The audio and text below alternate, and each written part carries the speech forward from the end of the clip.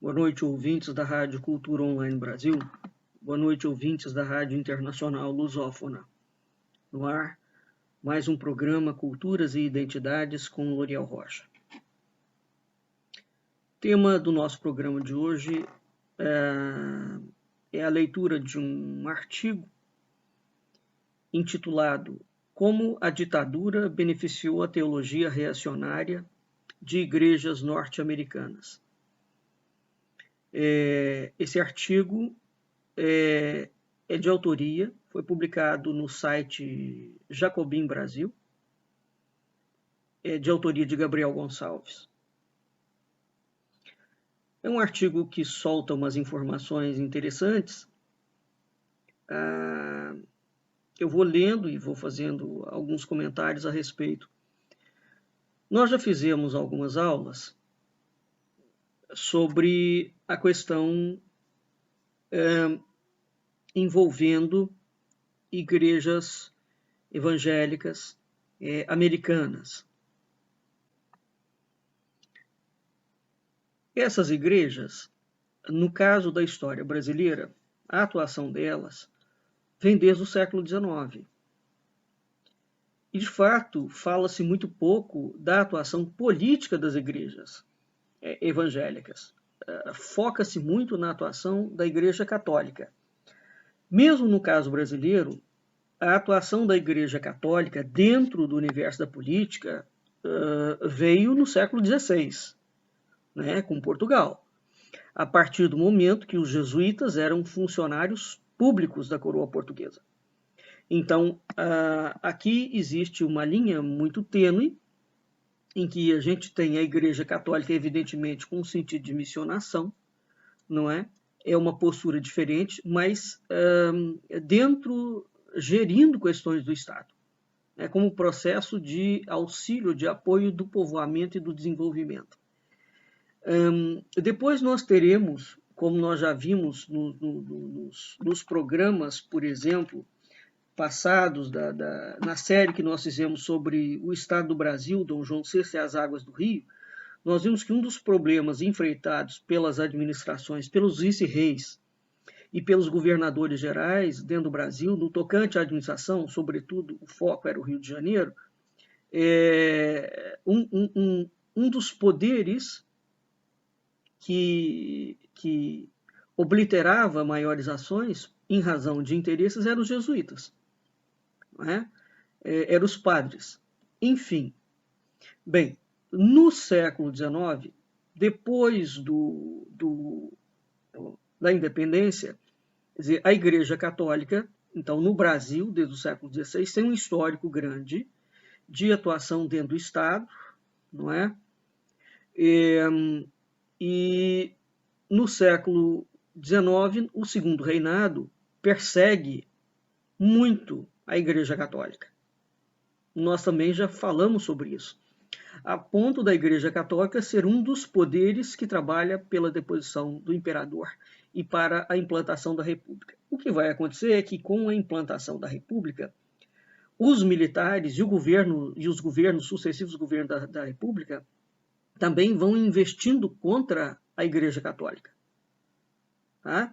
Então, de certa forma, é preciso compreender que a investida republicana contra a Igreja Católica vem desde o século XIX. E as razões são diversas.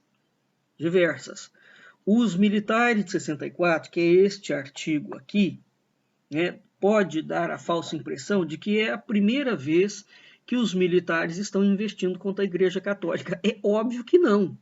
A Igreja foi um grande parceiro dos militares em vários momentos autoritários, inclusive. E, por outro lado, os militares, ao longo de toda a história da República, também pegaram pesado. Veja o assassinato de Canudos, da Pedra Bonita. O Exército Brasileiro sempre atuou com absoluta violência contra os movimentos católicos, determinados movimentos. É um erro crasso pensar que a elite militar brasileira é católica. Agora, o que vai acontecer em 64? Eu estou fazendo um preâmbulo antes de entrar no artigo. no período do governo Vargas, esse evangelismo, que até então estava, de certa forma, meio que paralelo, ele é trazido pelos generais para dentro do governo Vargas. Nós estamos falando de Getúlio Vargas, hein? A ponto do Marechal Lott e outros generais, né, trazerem, literalmente, essa mentalidade americana pentecostal. Porque a conexão dos militares brasileiros com o governo americano e a subserviência do governo brasileiro ao governo americano é muito antiga. Ela atravessa todo o século XX. E os militares brasileiros são os responsáveis direto, inclusivamente, por políticas públicas e pelo tipo de diplomacia que foi se desenvolvendo no Brasil, tornando o Brasil um país subserviente a interesses internacionais. A história militar brasileira, atuando dentro da República, é um crime após o outro. Um crime de todas as dimensões. É absolutamente impressionante a ausência de estudos em larga escala dentro das universidades brasileiras que, de fato, explorem, no bom sentido, né, estas temáticas e as tornem públicas. Os militares brasileiros são o maior poder desestabilizador e atrasador da história do Brasil. Não há nada semelhante ao que essa gente tem feito. Nada. Porque todo o processo de caos dentro da política nacional tem as Forças Armadas por trás. Nenhum grupo político brasileiro consegue atuar sem essa gente, direta ou indiretamente, incluso a esquerda. O Lula só chegou no poder porque não foi só a Igreja Católica que o apoiou. Os militares apoiaram e as igrejas evangélicas protestantes, idem. É um assunto que muito pouca gente tem a coragem de falar dele. Né? Então, este texto aqui, que tem um viés claramente esquerdista, evidentemente, mas ele vale ser lido porque ele traz algumas informações relevantes. A conexão, ele peca por dizer, praticamente, que a conexão, ele peca por erro, por dizer que a conexão das igrejas evangélicas americanas contra a Igreja Católica foi somente a partir de 64. Não. Isso é um histórico muito longo. Muito longo. A história do Brasil é muito diferente. O Brasil não tem uma história pacífica, como se conta. Né? O problema é que, como nenhuma justiça é feita aqui, no sentido legal, os indivíduos não são punidos criminalmente. Né? Passa-se a impressão, e a intelectualidade nacional, quando nós vamos ver os grandes intelectuais brasileiros, quase todos eles estiveram envolvidos com política. Isso equivale a dizer que eles foram afiançados pelos governos. Portanto, o discurso deles é a voz do governo dentro do plano da intelectualidade. A gente tem que ter muito cuidado ao selecionar os autores. Né? São autores bons? São, mas em que medida eles estão falando sobre a realidade nacional? Eis o ponto. Bem, então, eu vou ler aqui o artigo. Ele começa fazendo o título é basicamente uma pergunta, né? Como a ditadura beneficiou a teologia reacionária de igrejas norte-americanas? Aí ele não faz uma interrogação, mas é uma pergunta. Ele começa por responder. Com incentivo fiscal, doações de imóveis, feira de livros de Maracanã lotado, generais incentivaram entidades evangélicas norte-americanas a se consolidarem no Brasil para converter a população nas principais cidades e os indígenas no campo. A foto que apresenta aqui mostra o chefe do gabinete militar, o Figueiredo, e o general Médici em pregação do reverendo Bernhoeft, que era uma figura religiosa que acompanhava os generais em inúmeros atos e eventos evangélicos. Isso está no arquivo do Jornal do Brasil. Mas é preciso entender, o Geisel era evangélico, era protestante. Mas isso começa, essa atuação, a abertura, a conexão militar clara com os evangélicos dentro do Brasil, começa no governo Vargas. Tá? Bem, então, durante a Guerra Fria, o cristianismo evangélico foi alçado ao mainstream da cultura política ocidental, segundo a professora de História Angela Lahr, em pesquisa publicada pela Universidade de Oxford, em 2020. O temor de uma guerra nuclear permitiu aos evangélicos uma leitura apocalíptica da conjuntura da época, enquanto a ideologia do anticomunismo deu espaço para interpretações que reforçaram a narrativa do embate entre o bem absoluto, os Estados Unidos, contra as trevas, a União Soviética. Veja que isso foi exatamente, digamos, um dos grandes pilares do governo do Trump, não é? Onde você tinha uma leitura apocalíptica do mundo. O Trump assumiu-se como de direita, não é? Uma direita conservadora que iria expandir aquele conservadorismo pentecostal para o mundo inteiro.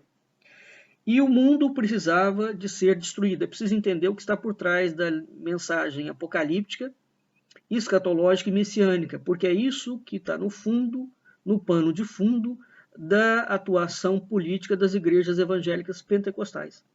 Todas elas. Sobre o messianismo e escatologia, a gente tem falado muito aqui nas aulas do Culturas e Identidades. Né? Então, há uma fusão, e nos Estados Unidos existe hoje uma proposta clara de transformar os presidentes americanos em lideranças religiosas. Isso não foi só o Trump, não, mas o Trump levou isso aos píncaros da glória. E no Brasil, com este indivíduo despreparado, descombulado que ocupa a presidência da República, que é o Jair Bolsonaro, e não tem como não adjetivar esta excrescência que ocupa a presidência da República atual.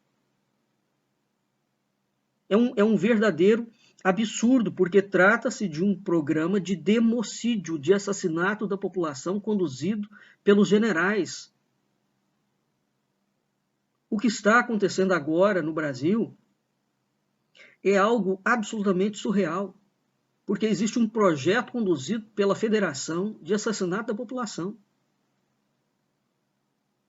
Não é? Com um silêncio cúmplice de toda a classe política, do judiciário e das elites. A grande dificuldade de entender a história do Brasil é que toda essa súcia criminosa, essa máfia de gente rica e poderosa, os chamados donos do poder, aqui num sentido autêntico do termo, eles atuam mancomunados. Eles somente se revezam nos cargos. Ora está um lado, ora está outro lado. E eles brigam entre si. Eu tenho explicado muito essa dinâmica da política nacional. Se há algum indivíduo que de fato se diferencia desse esquema, ele não chega lá. E se ele chegar, ele é deposto, ou ele é morto. Bem, então, a premissa de que há uma guerra nuclear, seja lá o que for, a mentalidade apocalíptica, ela vai sempre apregoar que o mundo está em guerra entre o bem e o mal. Então você tem que assumir um lado. Isso é problematicíssimo quando você transpõe para o terreno da política. Porque uma coisa é o bem e o mal no sentido ontológico.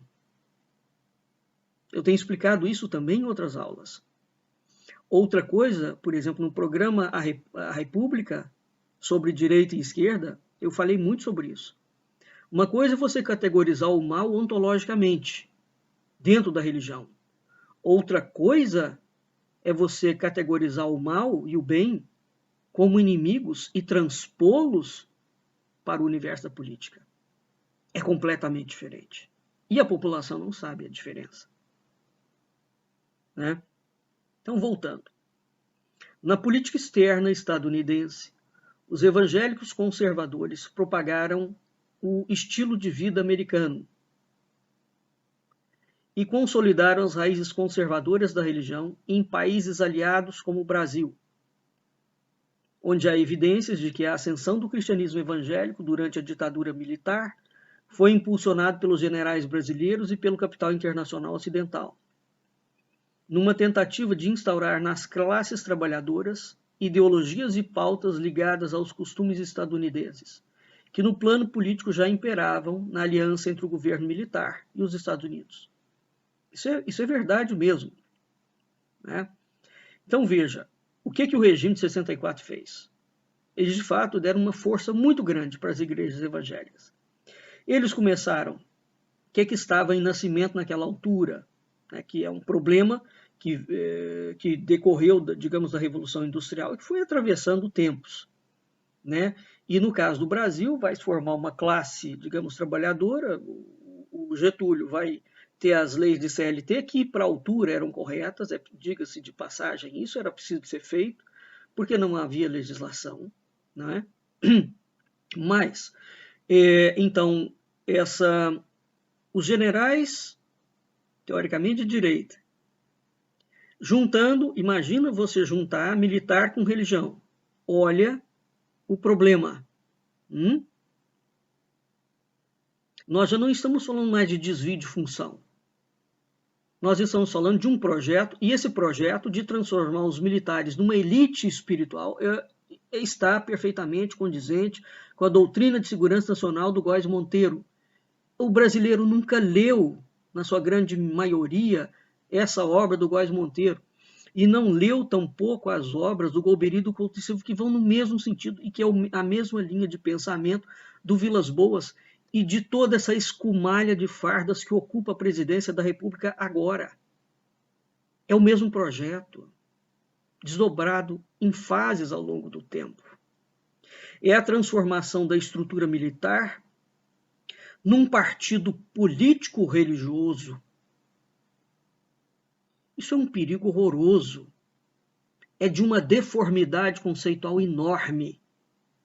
Você começar a endeusar políticos como se fossem representantes de Deus. Ou, quando muito, o Deus vivo, a partir do momento que um político passa a ser tido como um Messias. Ele é o enviado de Deus. Né? E o evangelismo neopentecostal faz isso com uma facilidade absurda. A Igreja Católica já não pode fazê-lo. Um presidente ou um indivíduo qualquer não pode lançar-se como o Messias cristão, sob a perspectiva católica. Porque o Messias cristão é Cristo. É a segunda pessoa da Trindade. Mas o evangelismo neopentecostal permite essa deformidade. Ora, a política das classes trabalhadoras sempre, teoricamente, dentro do Brasil, esteve ligada à esquerda. Então, como é que os generais trazem, sendo de direita, teoricamente, trazem para dentro da política o protestantismo começa a instaurar nas classes trabalhadoras pautas ligadas aos movimentos escatológicos messiânicos dentro do plano político. Então aqui a gente vê uma clara penetração, né, do militar, do evangelistão militar, que está presente no narcotráfico hoje, é a mesma lógica, entrando dentro da esquerda nacional. Não por acaso desponta o Lula, tempos depois, como grande messias da esquerda, trabalhado como tal, tanto pela Igreja Católica quanto pela Igreja Protestante, hein? Pelos militares e pelo empresariado nacional. Né? Então, essas coisas não surgem do dia para a noite. Uma das primeiras evidências dos esforços conjuntos entre a ditadura militar e o capital estadunidense na difusão do evangelismo é noticiada em uma nota discreta publicada no Jornal do Brasil, em setembro de 1964, apenas 5 meses após o golpe militar ter sido instaurado em abril daquele ano. Uma nota informa que o ministro de Viação e Obras Públicas do governo militar, Juarez Távora, enviou ao presidente Castelo Branco um projeto de decreto que isenta dos impostos de importação, de consumos e das taxas aduaneiras a doação de 30 mil toneladas de donativos, não especificado, doado pela CRS, que é os Serviços Cristãos dos Estados Unidos, para a Confederação de Igrejas Evangélicas Fundamentalistas do Brasil. Evangélico fundamentalista, que é a igreja que milita dentro da política, com um apelo claramente apocalíptico, escatológico, messiânico. Então, tudo que nós estamos vendo hoje, diretamente categorizado, protagonizado e concretizado no governo Bolsonaro, dele como o Messias da direita, da falsa direita, um Messias teoricamente militar, lembrando que o indivíduo foi expulso do exército como tenente, capitão ele não era, nunca foi. Quando ele foi expulso, ele subiu de cargo. Ele é tenente, né? E o Lula o definiu muito bem. É um sindicalista do exército que colocou bombas para explodir nos quartéis. Evidentemente que o cara não fez isso sozinho. Qual era o general que estava por trás dele? Essa pergunta, não é? O processo desse homem, quando ele foi julgado pela primeira vez pelo Tribunal Militar, ele foi condenado. Depois, houve uma maracutaia dentro do próprio Exército e o julgamento foi anulado. Como são eles que conduzem internamente, então veja que tinha gente muito poderosa por trás daquele negócio. E qual era o objetivo daquilo ali? Se o fato tivesse sido levado a cabo, explodir quartéis do Exército. Ia recair em quem? A culpa. Correto? Portanto, existe um projeto de longuíssimo prazo, onde esse camarada está metido. Né? E agora, o governo dele é claramente messiânico. Os militares de 64 não poderiam, a partir do momento que eles se tornam presidentes da República, então você não pode dar muito na vista e alçar um general a um Messias, que aí a imagem ia ficar complicada. Mas eles aprenderam como eles podem ocupar o poder usando um laranja, né?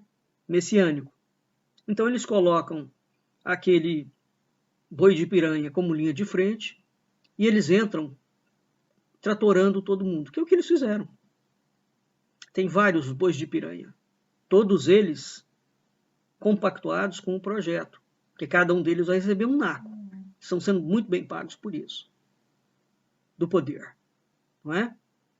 E enquanto as atenções vão ficando para quem está dentro do campo de visibilidade, isso deixa as portas abertas do poder para eles irem atuando.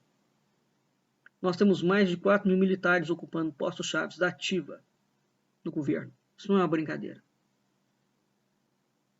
Não se trata somente de um governo de ocupação, como quer dizer o Gustavo Franco, o Augusto Franco.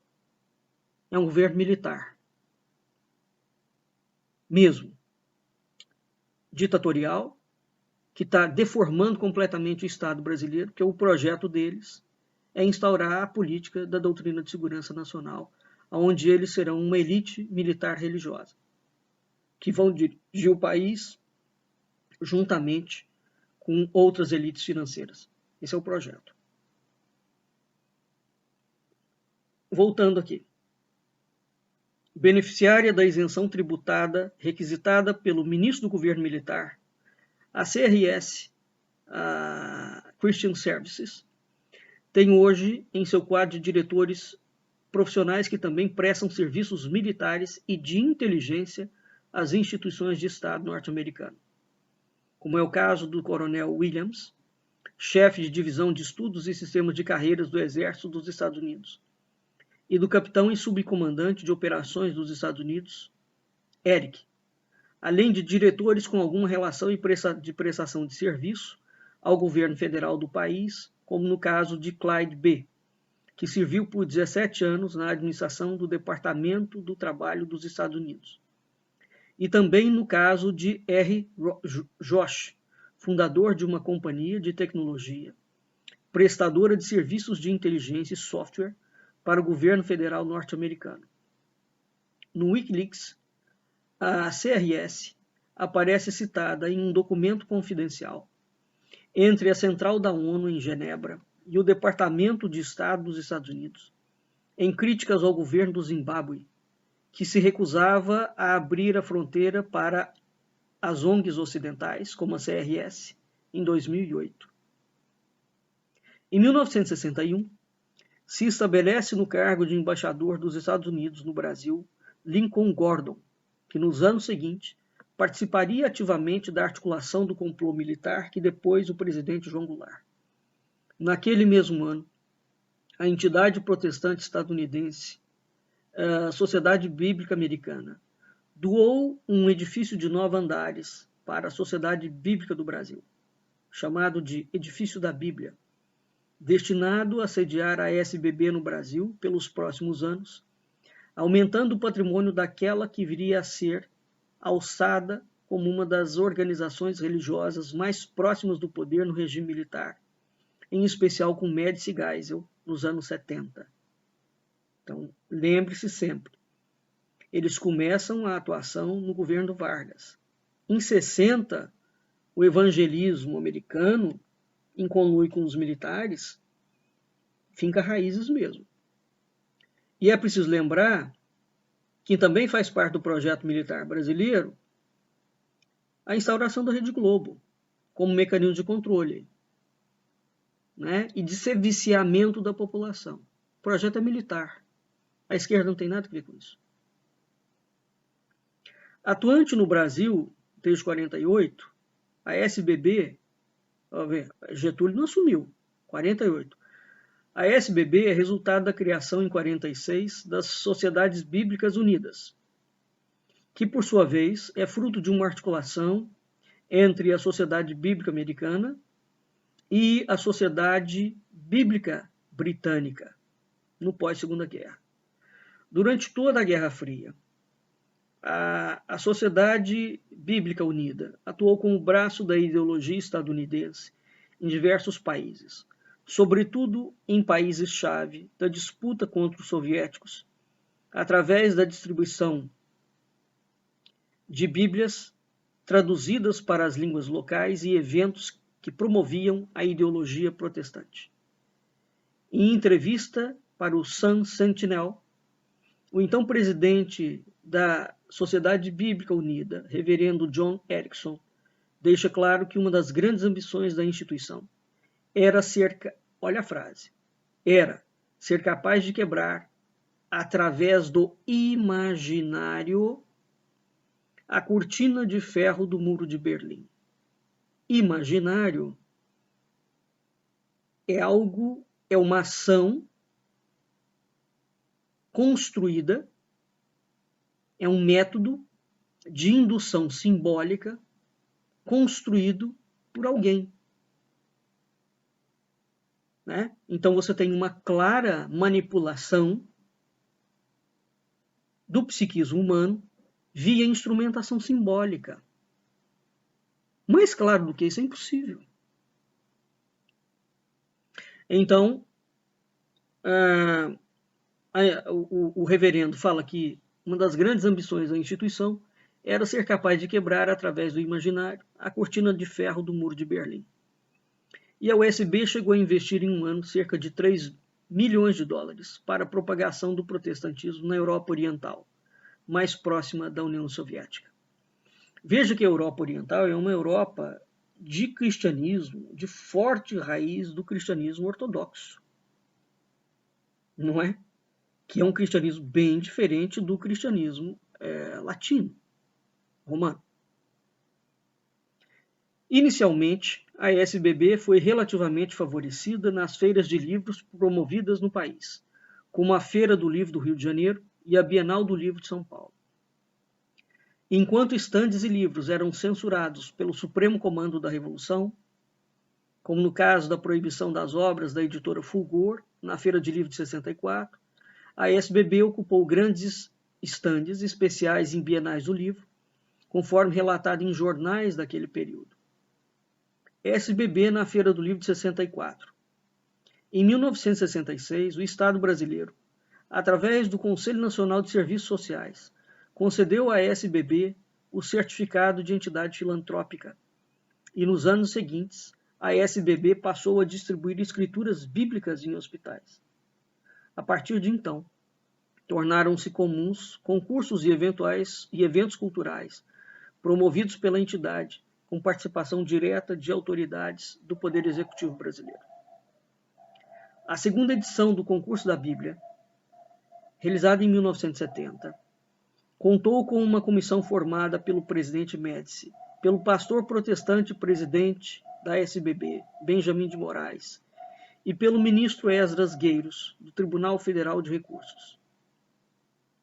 Veja como a elite brasileira, jurídica, política, econômica, tanto faz, ela se junta com quem está no poder. Então, a própria formação dos ricos brasileiros, eu já tive programa que falei sobre isso, é completamente diferente dos ricos, mesmo os ricos americanos ou europeus. Os ricos brasileiros, os indivíduos realmente ricos, eles não fizeram fortuna fora do Estado. Toda a fortuna deles é baseado nas benesses do Estado. Isso faz com que exista uma relação absolutamente espúria entre a elite realmente financeira e a classe política e militar. É um jogo entre eles. Ao mesmo tempo, faz com que o governo seja essa imoralidade. Porque, evidentemente, quando você tem um rico, as grandes famílias americanas, por exemplo, as 4 grandes linhas, que lidam com petróleo, com óleo, com ferro, com siderurgia, etc., com mineração, quando você vai ver a fortuna dessas famílias, como elas se formaram, não tem paralelo na história brasileira. É claro que o indivíduo, quando ele fica muito rico, aí ele começa, para manter os seus interesses, a criar uma influência dentro da política. Mas ele, como sabe que a política, ora vai ser favorável, ora pode ser desfavorável a ele, ele mantém a empresa dele distante. Veja o patrimônio da Apple, se não me falha a memória, ou da Microsoft. O próprio patrimônio dessas duas empresas, isoladamente, é maior do que o PIB americano. Isoladamente. Isso equivale a dizer que o país pode quebrar, que elas não quebram. Bem? Qual é? Veja o caso da Odebrecht. Por conta da ação da Lava Jato, a Odebrecht quebrou. Porque ela não tem perna longa, no sentido de perna sólida. Como a Apple, por exemplo. Ou como a Microsoft. Então, se ela é retirada das obras públicas, ela quebra. Ela não tem consistência. No Rio de Janeiro existe uma empresa de construção civil, que é a Carvalho Hosking, que o governo pode quebrar, que ela não quebra. Porque aqui sim, nós temos um modelo de um empresário, não é? Que fez fortuna, é claro que ele trabalha com o Estado, mas a fortuna dele não é decorrente ou não é subsidiada pelo Estado. É iniciativa privada. Essa é a diferença. Então, quando você tem um empresário que de fato consegue, mas a atuação dele é local, é no Rio de Janeiro. Então, quando você tem um empresário com atuação nacional, cuja fortuna e saúde da empresa é altamente dependente do governo, tem um problema.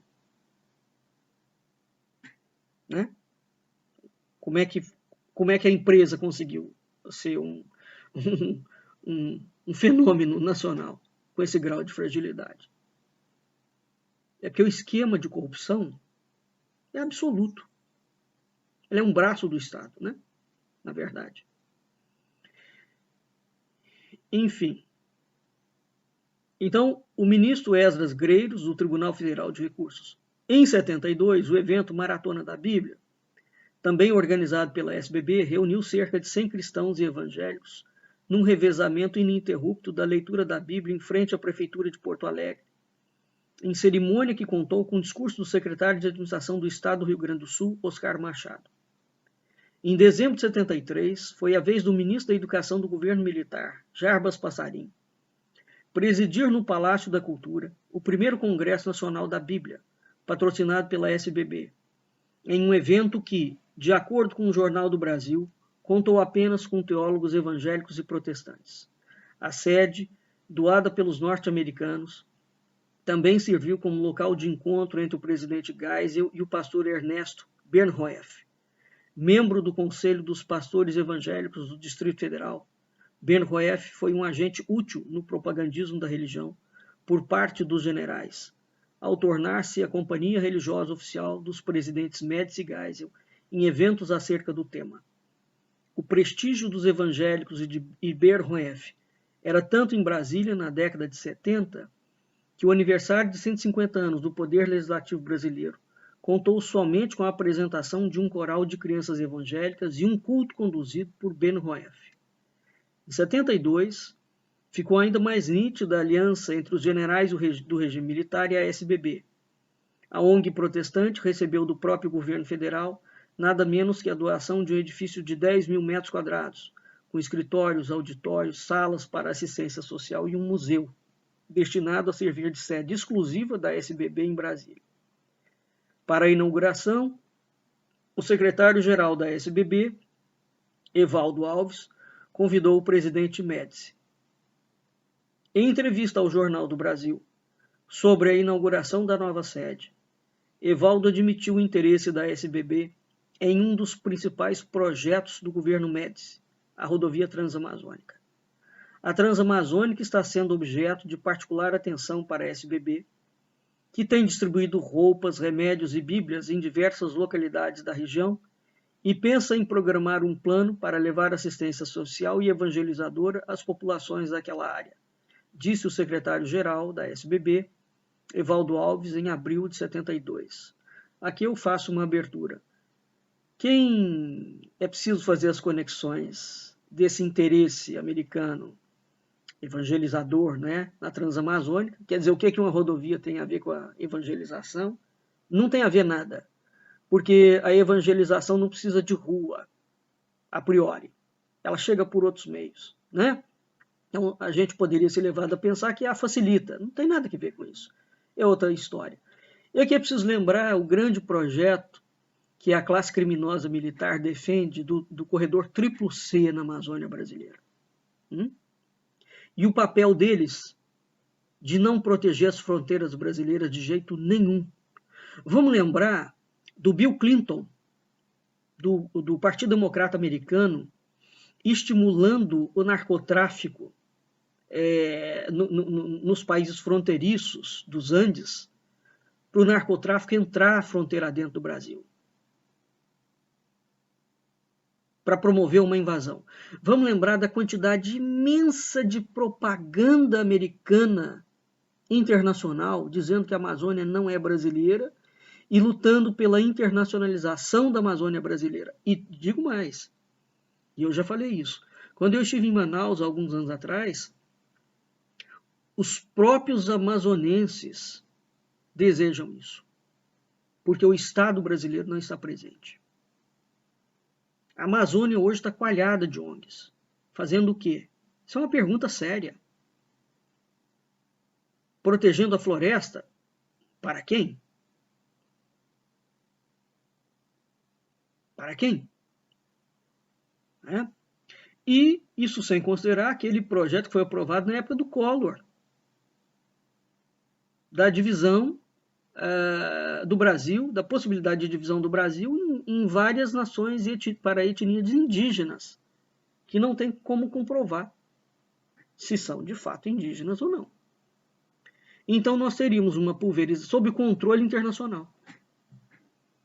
Nós teríamos o Brasil explodido em várias republiquetas. O processo é complexo e grave. Tem vários agentes aqui, não é um só. Alguns se tornam visíveis com ações, outros não. Mas, de uma forma geral, o quadro geral é dramático. Na mesma declaração, o secretário informou ao periódico que menos da metade do dinheiro doado para a SBB vinha do Brasil, sendo mais de 50% do investimento da unidade feita por organizações protestantes estrangeiras. Desse total, 46% são levantados no Brasil e o resto é coberto por um Fundo Mundial das Sociedades Bíblicas Unidas por 150 países. A aliança entre o governo militar e a ONG evangélica estadunidense, Summer Institute de Linguística, foi sem dúvida, SIL, chamado de SIL, o acrônimo, foi sem dúvidas a mais polêmica feita dentre as articulações feitas entre o governo e o capital estadunidense a fim de promover o evangelismo durante o regime. De acordo com a pesquisadora e linguista Maria Cândida Drummond Mendes, autora da tese sobre a atuação do SIL no Brasil, a primeira tentativa dos missionários evangélicos de oficializar o seu modelo de alfabetização aqui no país, pelo método de tradução bíblica para a linguagem nativa, ocorreu em 43. Veja, 43, nós estamos ainda no governo Vargas. Segundo a pesquisadora brasileira, a missão propunha enviar mais de 100 linguistas e missionários e, para isso, solicitou licença para visitar as áreas indígenas. Você poderia pensar, esse tipo de ação pastoral tem a mesma finalidade da ação jesuítica da coroa portuguesa. Não tem, não. Não tem paralelo. São completamente distintas. E é preciso entender que são distintas. Mas esbarrou na negativa do Serviço de Proteção ao Índio, que recusou a proposta, sob o argumento de que a educação indígena deveria permanecer sob a competência dos órgãos governamentais. E estava certo o órgão.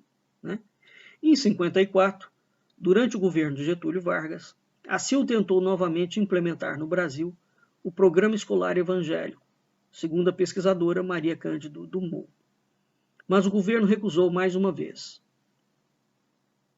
Foi no regime do General Médici, em 72, que a SIL conseguiu do governo brasileiro, veja, já se passaram quase 30 anos. Eles voltaram à carga no regime militar. Foi no regime do Médici, em 72, que a SIL conseguiu do governo brasileiro autorização para levar aos indígenas um programa de educação baseado na tradução da Bíblia, na evangelização dos indígenas brasileiros. Tudo indica que a SIL teve colaboração do governo do Brasil pela FUNAI. É o que diz uma nota publicada no JB, no Jornal do Brasil, em 73, um ano após a concessão da licença para a SIL. A declaração de onde a própria FUNAI convocava militares para a evangelização de tribos indígenas ao lado do missionário evangélico estadunidense James Wilson, da SIL. Teoricamente, o que militar tem a ver com evangelização? Nada, né? A FUNAI convidou missionários protestantes a fazer trabalhos de educação e comunicação com os índios encontrados em toda a região da perimetral norte. O missionário evangélico James Wilson, que integra a missão da SIL, confirmou os entendimentos com a FUNAI e manifestou preocupação com os indígenas da região. Foi afirmado na nota. Mais tarde, em um debate sobre educação na língua indígena, mediado pelo general Ismar Araújo, então diretor da FUNAI na época, houve críticas à atuação da SIL nas comunidades indígenas brasileiras. O padre jesuíta Antônio Lassi pôs em dúvida a honestidade dos propósitos dos textos escritos que são apresentados aos indígenas. Abre aspas. Sabemos que a língua é apenas um item da cultura, observou. Ainda outro dia, foi entregue a um índio um texto bíblico para o qual ele não estava preparado. Fecha aspas. Também criticou a parceria entre FUNAI e ONGs evangélicas o padre José Vicente César, presidente do Conselho Indigenista Missionário. Como vamos ministrar aos índios ensinamentos bíblicos que para nós, que os estudamos há séculos, ainda são polêmicos? Indagou em 78. Em entrevista ao Jornal do Brasil, o padre Ferdinando Alexandre criticou a atuação dos missionários norte-americanos e da FUNAI com as comunidades indígenas. Esse foi o seu grande erro, a ponto de criarem os maiores problemas da FUNAI. O índio não está preparado para trocar a sua religião e cultura de uma hora para outra, afirmou o padre Alexandre. Também foram registradas críticas dos religiosos Frei Ângelo e padre Ângelo Venturelli. Posteriormente, um dos membros do CIL admitiu que a ONG evangélica norte-americana ganhou mais força com o golpe militar em comparação com o governo de João Goulart. No início, quando eram aliados de Darcy Ribeiro, nosso contrato era com o Museu Nacional do Rio, da Universidade do Brasil. Desde então, a partir do regime militar, na década de 60, nossa posição foi fortalecida por um novo contrato com a Universidade de Brasília e principalmente um contrato com o Ministério do Interior. Em 69, a Secretaria de Comunicação do Rio de Janeiro promoveu um seminário para um debate sobre psicologia infantil, pedagogia nas igrejas e assistência às crianças desamparadas. Presidido pelo pastor norte-americano George Dopp, da Fundação da Criança Cristã, o evento introduziu a atuação da ONG evangélica estrangeira no país. A Fundação Religiosa e Beneficente Norte-Americana se instalou no Brasil em janeiro de 64, apenas 3 meses antes do golpe militar. Depois de uma decisão da diretoria da organização, sitiada em Richmond, nos Estados Unidos. Em Belo Horizonte, um escritório repassava os recursos estrangeiros recebidos para manter a instituição e sua atuação humanitária de cunho evangélico. Para coordenar e implantar o trabalho no Brasil, a direção norte-americana escolheu o reverendo George Dopp, missionário da igreja que atuava no Maranhão. Um dos principais nomes do debate político estadunidense a partir da década de 40 foi o pastor protestante Billy Graham, com um estilo agressivo e pirotécnico de promover seus cultos. Foi um dos primeiros evangélicos a dominar as rádios e televisões, se tornando um dos precursores do evangelismo midiático, reproduzido nos dias de hoje por igrejas como a Igreja Universal do Reino de Deus. Além do estilo performático, sobre a Igreja Universal do Reino de Deus, quem nunca leu o livro do próprio presidente da igreja, o Bispo Macedo, não sabe que essa igreja tem um projeto de poder político messiânico. É preciso comprar o livro do Bispo Macedo, né, e ler. Eu já fiz Conselheiro Acácio sobre ele, já fiz programa sobre ele.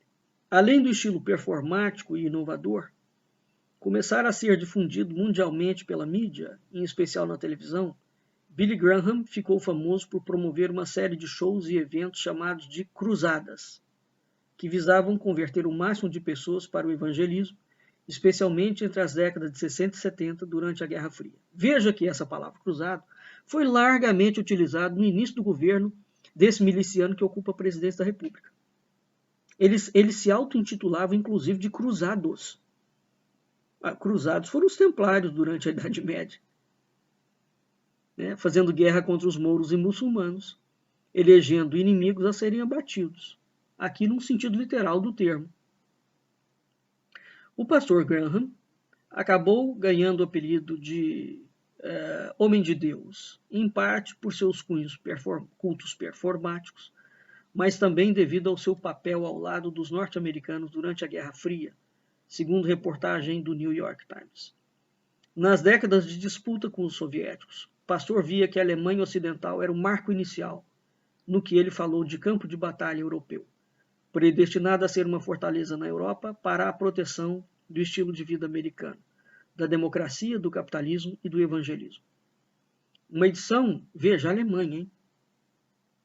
Uma edição de junho de 54, da Der Spiegel, apresentava Mr. Graham na capa, com uma edição intitulada Religião para Consumo em Massa. Só pelo título já se nota que não se trata de religião. É alguma outra coisa que usa a palavra religião. Não é? Porque religião não pode ser para consumo, sobretudo em massa. Argumentando que o verdadeiro objetivo de Billy Graham era orientar as almas para longe do comunismo e para perto de Deus. O comunismo é simplesmente, embora fosse um regime horroroso, nesse caso é simplesmente um bode expiatório que eles criam para criar um alvo fictício que os possibilite se movimentar tranquilamente, falando que estão combatendo aquele alvo. Na verdade, ele não tem interesse nenhum em combater aquilo. Billy Graham parou o Rio de Janeiro 2 vezes, que veio ao Brasil em 60 e 74, nas chamadas cruzadas evangélicas, promovidas essencialmente para converter em evangélicas populações não estadunidenses ao redor do mundo durante as décadas de Guerra Fria. Na sua primeira passagem em 60, suas apresentações no Maracanã reuniram cerca de 172 mil pessoas, tendo 10 mil dessas se autodeclaradas recém-convertidas após os eventos, segundo o Jornal do Brasil. Alertou que o crescimento da União Soviética lhe assustava. Talvez este seja o nosso último congresso. Ninguém sabe para onde vai esse mundo, o que nós temos feito. E isso em 40 anos. Eles têm feito uma mentira, mais do que nós com a verdade. Acusou o pregador após um debate voltado para a defesa dos valores da liberdade.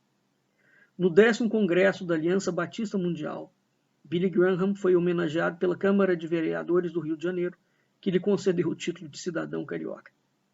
A segunda vinda de Billy Graham para o Brasil em 74, desta vez apenas nas apresentações das famosas cruzadas evangélicas, pode ser considerado o grande marco de consolidação da aliança entre o evangelismo norte-americano e o governo militar brasileiro, em termos de números, mobilização, repercussão e atenção dada pelas autoridades brasileiras do governo.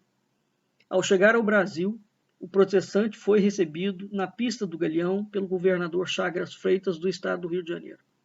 Em seguida, foi recebido em Brasília pelo presidente Geisel em audiência especial. Geisel era protestante. Na troca de elogios, o presidente do Brasil afirmou que a cruzada evangélica de Graham era muito importante para o país, por associar ao crescimento material do país o indispensável fortalecimento espiritual. Isso é o cerne da doutrina de segurança nacional, torno a repetir. Com os militares comandando e alçados à categoria de deuses ou de representantes de Deus diretamente. Geisel lhe deu uma bandeira do Brasil, recebendo uma Bíblia em troca, seguido de elogios de Billy Graham ao desempenho da economia brasileira daquele ano. No momento, o Brasil desperta a atenção do mundo como verdadeira esteia de crescimento econômico. E vai por aí afora. Tá? O nosso tempo está acabando, mas o título está aí. Ele termina, né, o artigo termina dizendo que os pastores evangélicos, durante os dias das cruzadas, né, de fato, começou a ser feito um grande trabalho, né, e o Senado estava envolvido, deputados envolvidos, políticos envolvidos, junto com o governo militar. O Partido da Arena, que é o partido de direita, né, teoricamente de direita. Então, isso é parte da história brasileira, né, dos bastidores da história brasileira, que é bem diferente daquilo que tem sido falado, evidentemente. Não é? Bem, é preciso estudar a história do Brasil como ela é, e não como nós gostaríamos que fosse. Veja, cada um de nós, evidentemente, aprecia, gosta, tem uma tendência a mais para um lado e para o outro lado. Mas em termos de construção e de documentação histórica, é preciso haver uma honestidade intelectual mínima. Quando a história é manipulada, ela é falseada para privilegiar um lado ou outro da história, tanto faz que lado seja. Isso é altamente danoso para o país como um todo. Não é? Bem, de onde a necessidade de ler, estudar diferentes fontes para poder, a partir da gente mesmo, tecer um raciocínio próprio. Mas é preciso ler fontes diferentes para a gente ter uma visão de conjunto, digamos assim, um pouco mais ampla. E esse é o objetivo das nossas aulas. Apresentar diferentes abordagens, tendo sempre como pano de fundo a cultura simbólica. Então, qual é o tipo de cultura simbólica de manipulação de imaginário, né, que essa aula trouxe sob a perspectiva? Então, é a perspectiva de um projeto de interesse americano, que tem um cunho, e de interesse brasileiro, que tem outro cunho. Mas eles se fundem no mesmo projeto de manipulação simbólica, escatológica, messiânica. É grave isso, porque esse projeto atravessou toda a história da República e ele agora se concretizou. Quer dizer, ele vem se concretizando, né? Agora, ele, com esse governo, ele simplesmente está escancarado para quem quiser ler e ver. E o projeto é muito sério. Terminando mais uma vez com a recomendação. É preciso ler a Doutrina de Segurança Nacional de Góes Monteiro e todas as obras do Golbery e do Couto e Silva, para entender o que o Vilas Boas e a sua equipe de generais apátridas construiu dentro do governo agora, em 2000, no século XXI, no ano de 2019, 2020, 2021. Vamos ficando por aqui e até a nossa próxima aula.